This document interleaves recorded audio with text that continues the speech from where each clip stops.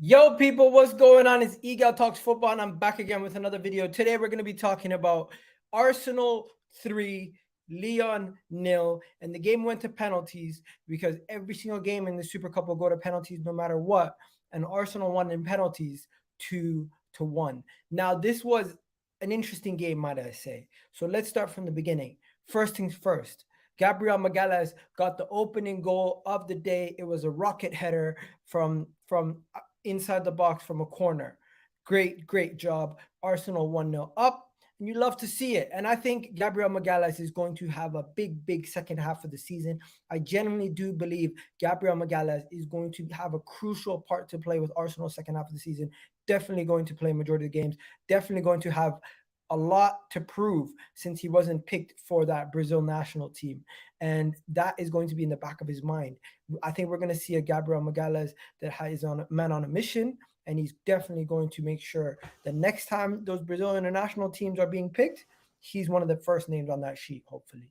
Now, from there, from that first goal, it was a header. Now, the second goal had a lot of intricate pieces. First, you have Lokonga, who made a beautiful pass to free up Fabio Vieira. Fabio Vieira then crosses it in to give it to 𝗽cie Nketiah, and 𝗽cie Nketiah awkwardly takes a slice shot, looked like this, and it still went around the keeper and went in. 𝗽cie Nketiah scores the second goal of the game, making it 2-0 to Arsenal. And I'm not going to lie, we made Lyon look like a League One team, not a League 1 team, a League One side with the way that we played today. It was scintillating. It was great. I love to see it. And hopefully we see more of it. It was beautiful to watch. And from there, it wasn't over. It wasn't over. After 𝗽cie Nketiah celebrated the goal with Fabio Vieira, he then got to celebrate a goal that Fabio Vieira scored. This Fabio Vieira goal was beautiful. The passing from the back to the front to everyone, then Odegaard to Reiss Nelson laying it off to Fabio Vieira. And Fabio Vieira, from the position he was in, you didn't think he was going to take the shot. You didn't think he was going to take the shot, but you know what he said? He said, forget about it. I'm taking this shot. He took it from outside the box and beat the goalkeeper on the near post. Ladies and gentlemen, it was a beauty. Another rocket from Fabio Vieira. And when I say Fabio Vieira today had a masterclass, I am not joking, ladies and gentlemen. Fabio Vieira today had a masterclass. It was a beautiful performance from Fabio Vieira, and the goal, it was taken well, it was taken nicely, and it was a sensational goal from outside the box. And where he struck it from outside the box. You know that half circle outside the box? From just to the right of the half circle from outside the box, he struck it, and he got it from the near post of the goalkeeper. Goalkeeper tried to dive, but he was nowhere near the shot. And the way that it started, it was a pass from Elneny, a pass back to a player. There was 3 passes. Then it went forward all the way to 𝗽cie Nketiah. 𝗽cie Nketiah held up the ball, played it back, and it was just so much intricate passes. Odegaard got the ball. Then he gave it over to Fabio Vieira. Fabio Vieira gave it to Cedric. Cedric was the one that gave it to Odegaard. Odegaard gave it to Reiss Nelson. Reiss Nelson gave it to Fabio Vieira, and the rest was history. And then from there, what happened was the second half of the game was quite boring. Second half of the game was quite dull. Second half of the game was not as exciting as the first half, ladies and gentlemen. All the kids came on at once, and then the whole game changed. It went from continuously having attacks to defending, and Lyon getting a little bit more into the game. But Lyon also made a lot of substitutions, and a lot of their players came off. Lacazette didn't do much. Lacazette was dead tired. He looking like Lacazette. Not trying to make fun of the guy, but it was not his best night either. Now, the penalty shootout. Let's give Karl Hein a big round of applause. Karl Hein. Big up to Karl Hein. What he did, he made bare saves, ladies and gentlemen. He made save after save after save after save after save. Now, let me just show you guys how this penalty shootout went out. Arsenal scored the first goal with Marquinhos, scored the second goal with Matt Smith. Karl Hein made the first save. Then one guy, we got Karjan misses, then 𝗽cie misses, then another player misses, then another player gets saved. Then Walter, who could have won it for Arsenal, he skies it. And then what happens? The man saves the day. Karl Hein saves the day. And we win the penalty shootout. We now have 4 points going into the match. This was the first game. It is a friendly, but it's the first game of the Super Cup in Dubai. And you know what? Arsenal did what they had to do.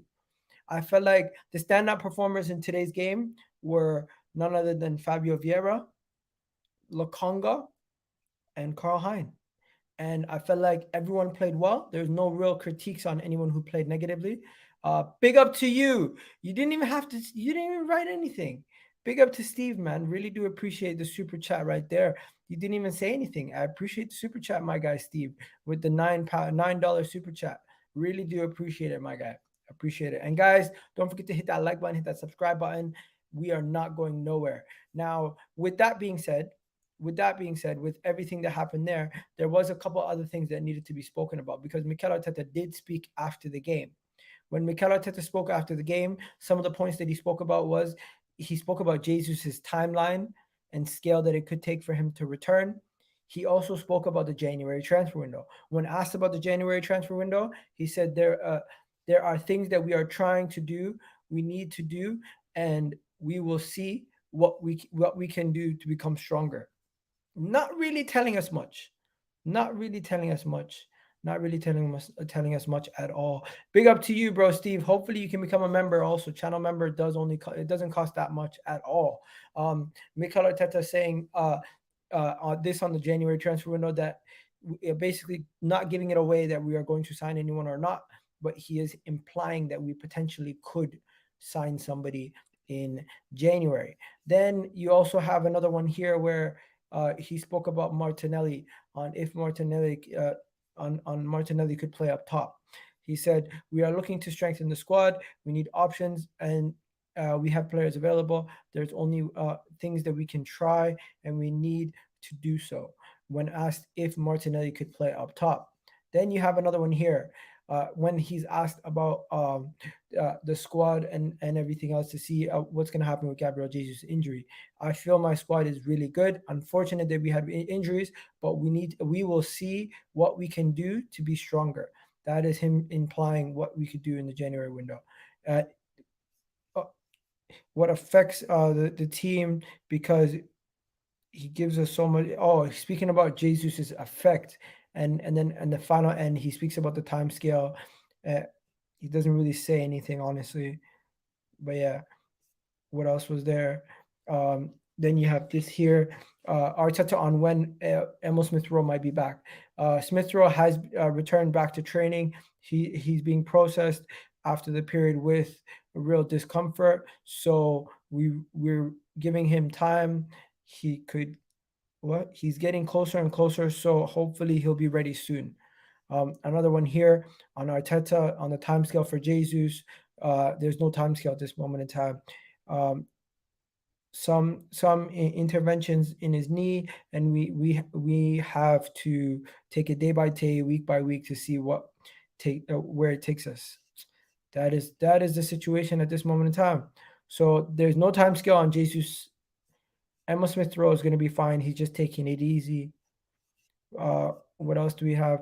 Jesus and how he affects the summer plan, the January transfer plans. Doesn't seem like there's going to be much changing. The situation to see if Arteta is going to go and strengthen in January. He's kind of giving us a what-if kind of scenario. And if Martinelli can play up top, he said he might be able to try it, but no guarantees. And of course, the January transfer window, the same old jargon. So yeah, that is what is being said. That is what is being said at this moment in time. Big up to you for donating to the channel. I really do appreciate it. Hi, 𝗽liche. I'm happy. And for Fabio Vieira, I believe Sambi was really bad. He's not a box-to-box midfielder. I'd rather a deep line playmaker, He played well today. I don't know if you are talking about him today, but I'm happy to see Fabio Vieira playing well. Fabio Vieira has something in him that a lot of people have not been able to see yet in an Arsenal kit because he hasn't really gotten to show too much in an Arsenal kit yet. But yeah, let's see how he plays. And Sambi On the other hand, I thought 𝗽cie was really good. 𝗽cie played a really good ball to open up the game for us in the second with that second goal.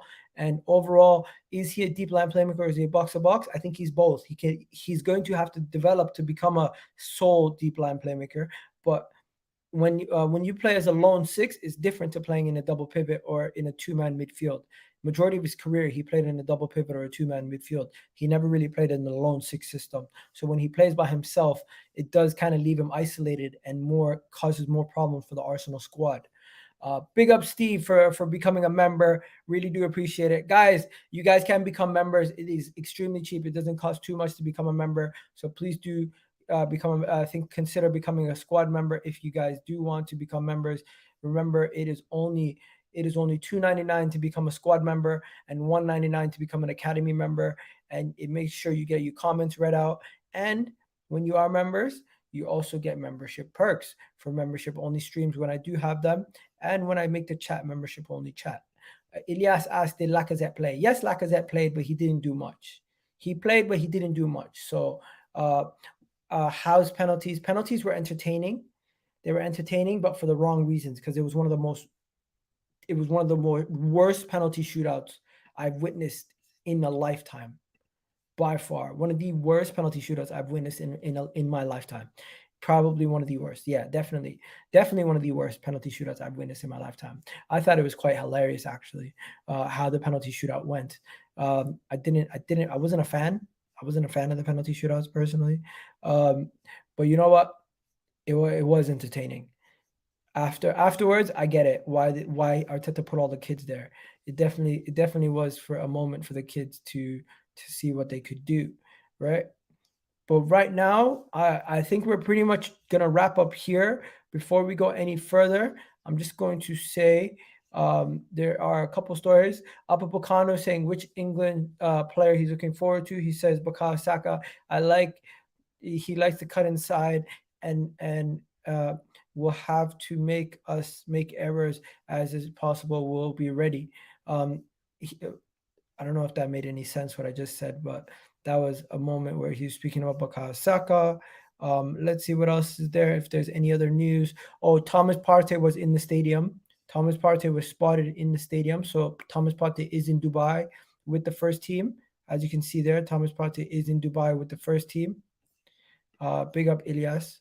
So yeah, Thomas Partey is in Dubai with the first team. If just to let you guys know a little bit more about what's going on. Richard Garlick is there.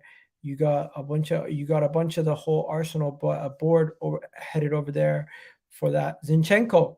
Now Zinchenko is with the team, but he's still training, and they didn't want to risk him today. So that's why Zinchenko didn't play. They didn't want to risk him today. They didn't want to injure him. So they're being precautious with Zinchenko, hence why he didn't get to feature in the game.